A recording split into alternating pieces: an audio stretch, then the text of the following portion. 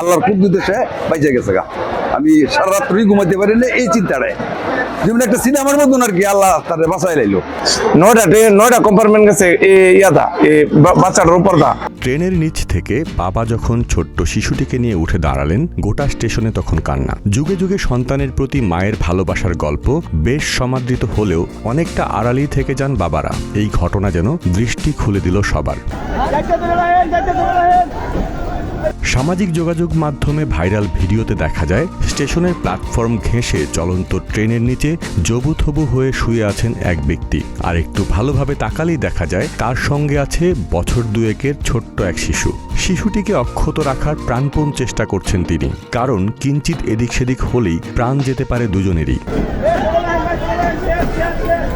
খোঁজ নিয়ে জানা যায় ঘটনাটি ভৈরব রেলওয়ে স্টেশনের। মঙ্গলবার দুপুরে তিতাস কমিউটার ট্রেন থেকে অসাবধানতাবশত সন্তান নিয়ে নিচে প্ল্যাটফর্ম ও ট্রেনের ফাঁকে পড়ে যান এক নারী। দ্রুত সেখান থেকে উঠতেই আবারও হাত ফসকে নিচে পড়ে যায় সন্তান। ততক্ষণে হুইসেল বাজিয়ে ছুটতে শুরু করে ট্রেন। তখন বাঁচা মরার চিন্তা না করেই নিচে ঝাঁপ দেন শিশুটির বাবা।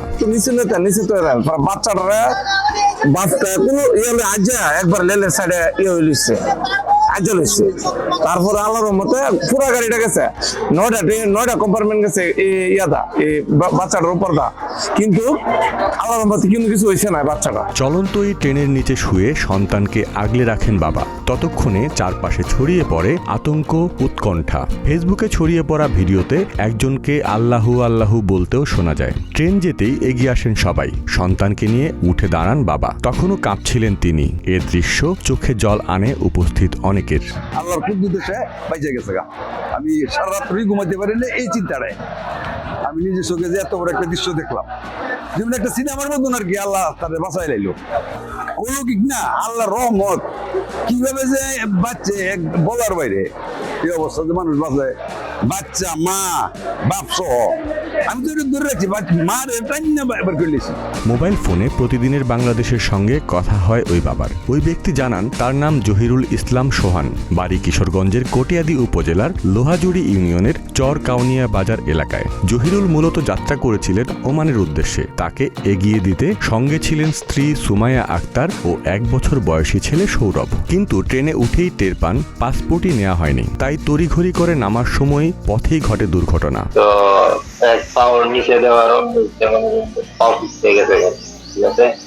হ্যাঁ এটাই আর কি, যে আল্লাহর কাছে শুকরিয়া, আল্লাহর কাছে দোয়া চাই, নামাজ পড়ে আল্লাহ দোয়া চাইছি ভালো রাখছে, দুনিয়াতে রাখছে। তাহলে তো দুজন যাইতাম নিজে গেছি ভাই। এই মুহূর্তে তো আমি বলেছি যে আমি আর নাই মনে। পরে তো দেখি যে একটা বুকের পরে একটা আইসি আছে, পরে মনে তো একটা আছেই।